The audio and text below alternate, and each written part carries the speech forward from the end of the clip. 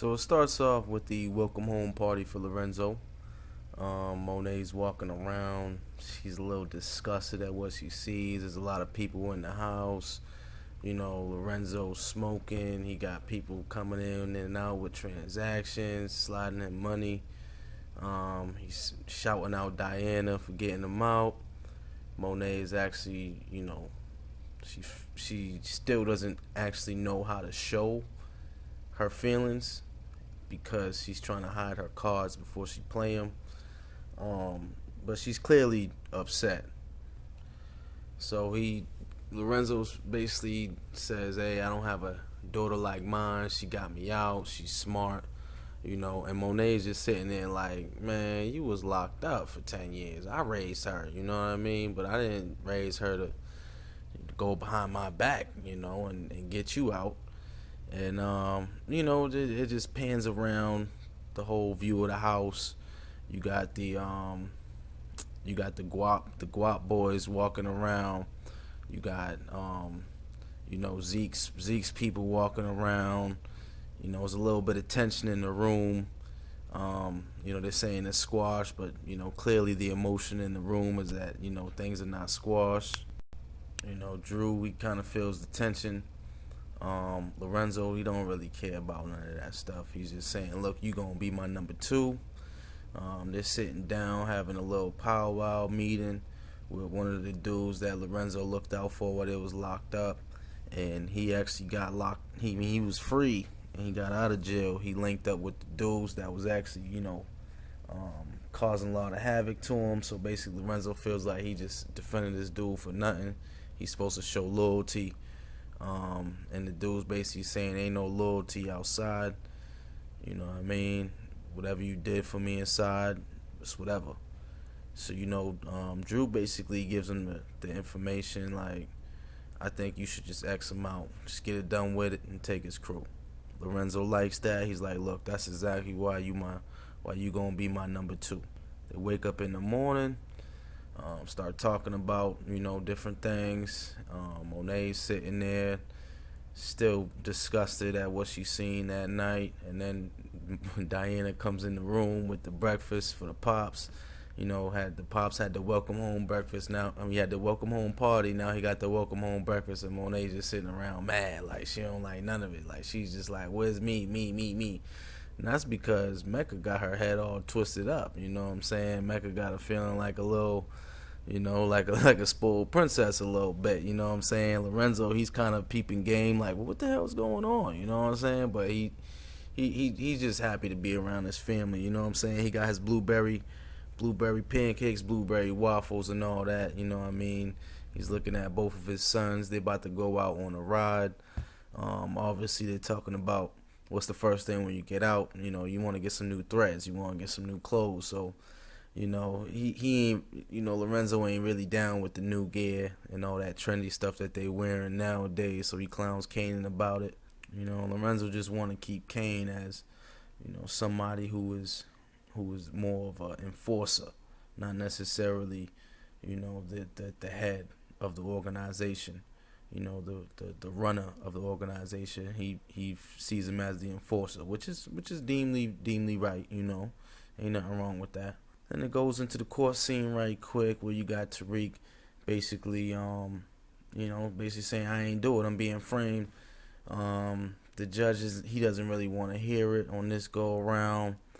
Sachs is saying, well, they just trying to pin it on any black dude they just want to pin it on. But in order to get Tariq out, he needs a little bit more influence. He needs a stronger person on his side. I mean, you paying a lot of money for this lawyer, but I mean, technically, Tariq got his mom out of the jail with the information that Tariq made known about him being followed. Tariq kind of like is Sachs. And Sachs knows that without Tariq, he wouldn't be doing any of this stuff. He wouldn't even. First of all, the money that Tariq brings, and also the information and the knowledge on how he's able to navigate. Sachs is learning. You know what I'm saying? And he's getting paid for it. But in this case, Sachs can't just go in there and get him out or even get bail for him. So he has to go to somebody a little bit higher. Somebody that knows the system and that knows the ins and outs of the system and that knows the people. because it's not necessarily what you know, it's who you know. So then they go back into the inside jail. They do the little powwow, and wait, not Sax, my fault. Mahoney, Sax on the end of being a cop, my fault. He got a little wrapped up in his past and being a cop, and he doesn't really know who he's working for. He's working for Mahoney now. I don't know why I said Sax. Then they're in the bar. It switches on over to the bar scene where basically Drew and Lorenzo start talking about their plan that they want to put together, of getting rid of dude and taking over his crew. Then it flips on over to Diana and Monet in the bathroom, and Monet brings the smoke to her. She tells her, "Look, little girl, you don't know who you messing with. Don't be raising your tongue at me. Don't be going behind my back. You better get up out of here before I kill you." So Monet basically puts her foot down and lets Diana know, "Look, you want a thin line for what you just did. I killed somebody. You acting like you don't care." And it was a power move on Diana's part. She wants to get her father out. You know what I mean? She feels like Monet needs the help. Like she won't be able to do it on her own. And at the same time, if she has a way to get her father out, she's gonna go for it. And I think Diana's confused as to why Monet doesn't really have all that type of energy. How come she's just on, "Oh, nah, leave him in there and throw away the key," you know? So you kind of see that division, and then it flips on over to Tariq inside the cell. He's talking to Kane.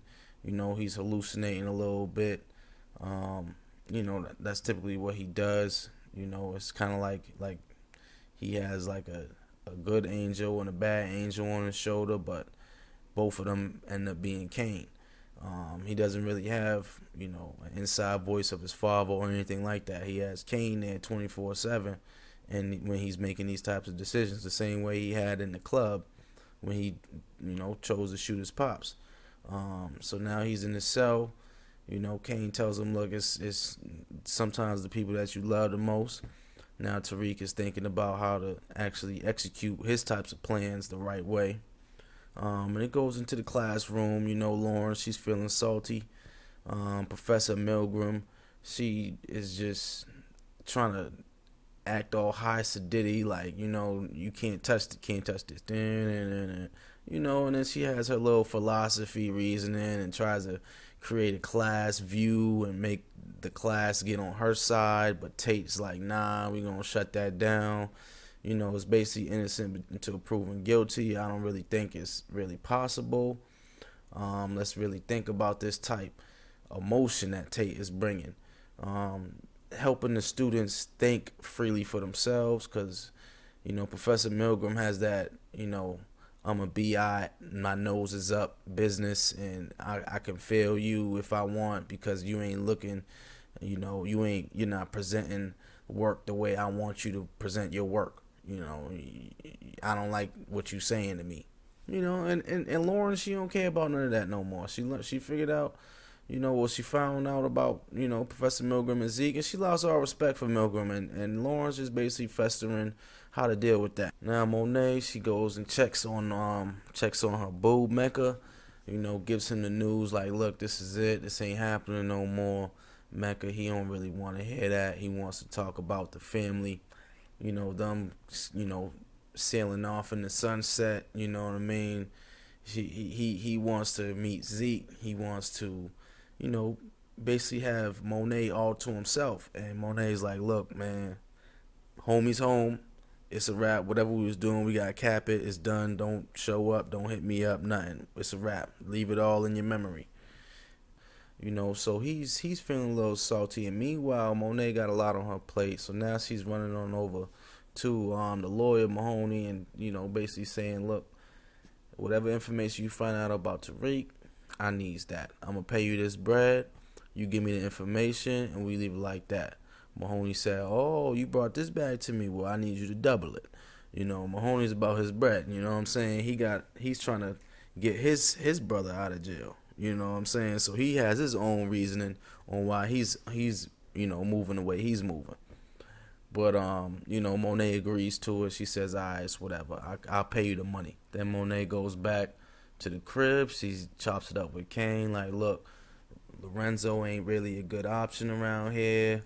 We need to get rid of him. Kane's like, "Yeah, I feel you." And she's like, "Look, well, you just gonna have to be on my side. Listen to me, so I can get this thing going the right way. We gotta trust each other." As she's ready to just, she's just ready to take over, and get things running how they were. The next thing you know, Tate, he shows up at the cell. He's speaking with Tariq. Like, look, man, where my information, man? You over here playing games now. Look at you, you locked up, and now you need me to get you out, and you ain't. How I know you gonna give me that information?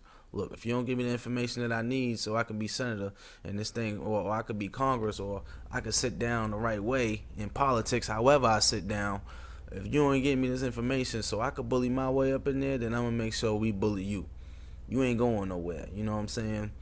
But, Tate he holds his side of the bargain, you know what I mean? And, Tariq becomes a free man based off of, the status of that Tate has, the information and the networks that he's able to pull with the judge.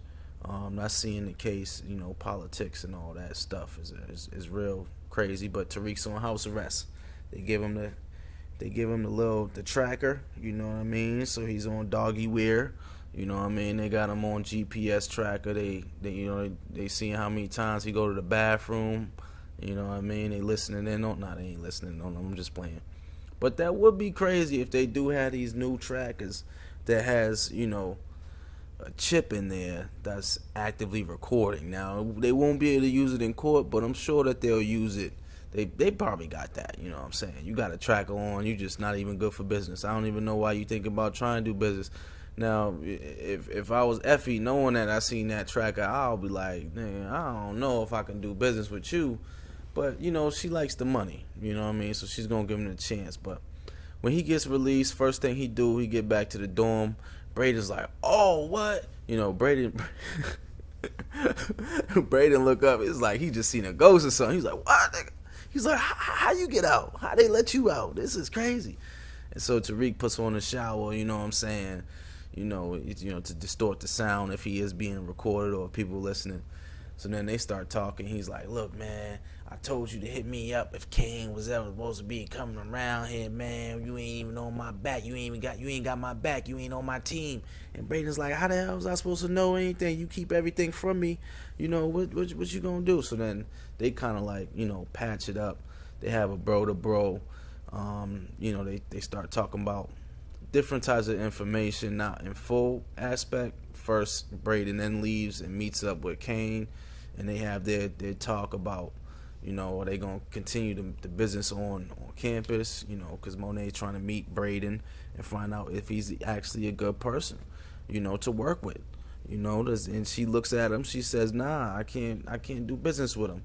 So then, that goes on over to Monet looking at Kane like, I'm a little disappointed in your options right now. This ain't even what it is. How are we gonna continue this business? I can't do business with dude. And then it flips on over to Tariq. He's basically breaking up with Lauren, letting her. Lauren's coming to break up with him. She don't feel comfortable she don't feel comfortable being seen with Tariq, being known that they're together or anything, because she doesn't know if she's down. She ain't down for him. She ain't riding for him. She's about the show. You know what I mean? She's about the glow. Tariq's like, look, what I'm going through right now, if you ain't about it, I don't even need you around. I'm going to give you your brother's key, all this and that with the apartment. I'm going to figure out what I need to figure out on my own. I ain't doing this with you. Lauren then says, well, you got to be like this type situation. Even though she's the one that brought the smoke to him, he wanted to talk with her about it. She ain't want to talk about it. She ain't want to go upstairs. She don't trust him. She don't, she don't even want to be in a place alone with him. And now she goes on over and she meets with Professor Milgram, basically telling her, I know what you did last summer. Professor Milgram first started off the conversation like, I got all the power, Tariq is guilty, this and that. And then she basically says, I know what you did last summer.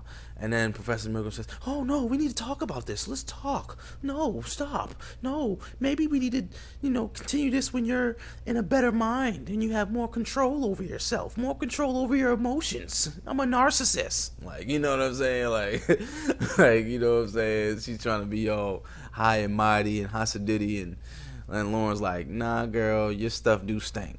So then we get into, Braden and Tariq having their bro to bro again. They're giving their family secrets. Tariq's telling his family secrets, all this, where the bodies are buried, all this other stuff. And then after that, Braden leaves, and Effie shows up. She shows up to him straight up like, look, I know you need to talk. We can talk. Tariq's like, I know you snitched on me before, but at this point, I don't even care. You know what I mean? I'm just real low. I don't know who to trust right now, and I just need to talk. So he starts telling her about, some of the stuff that he was doing, giving her solid information. You don't know if she's wearing a wire. He don't know what's going on. She snitched on him before, and I think you should be limited on what you share, if you sharing. But that's Tariq, you know what I'm saying? He got his situation under control in his eyes. So then they start getting there, getting it going, getting it popping. He's like, look, I don't want to talk no more. I'm done. I want to do something else. I want to get you on top of me, basically. You know what I'm saying? So then she gets on them. They start doing their thing. It goes back to the crib scene, and then you got the family, doing their stuff, having dinner. Lorenzo starts talking about making family Sunday dinners again, mofongo and all that good stuff, saltfish and everything, some bacalao and all that, and the family's like, yay, we miss you, daddy, and all that good stuff, and that's pretty much what ends up happening in the end. At the end of the day, it's just more of a repetitive of, Lorenzo then goes to check in with Kane. Where the plug at? Where the plug? I need the plug, man. You holding the plug for me, man. Are you my son? You know what I mean? He's like, do you want to be my boss or are you my son? Like, what? Kane don't want to hear that. You know what I'm saying? Because that's basically someone telling Lorenzo, I'm sonning you. And Kane is your son, so he don't want to be son. He been telling you that for over and over. I'm not number 3. I'm number 2. I can't be, all the way back. If I'm not learning from you, then I'm gonna be your boss. And if it gets too difficult, then I'm just gonna have to take matters in my own hands. That's Kane. That's Lorenzo. It's just all in a bunch. You know what I mean? But I think Lorenzo he's actually a cool dude. I think he's just real excited to be home with the fam and get back to work. Then Effie, she meets up with Monet. Monet likes what she sees. She scopes her out.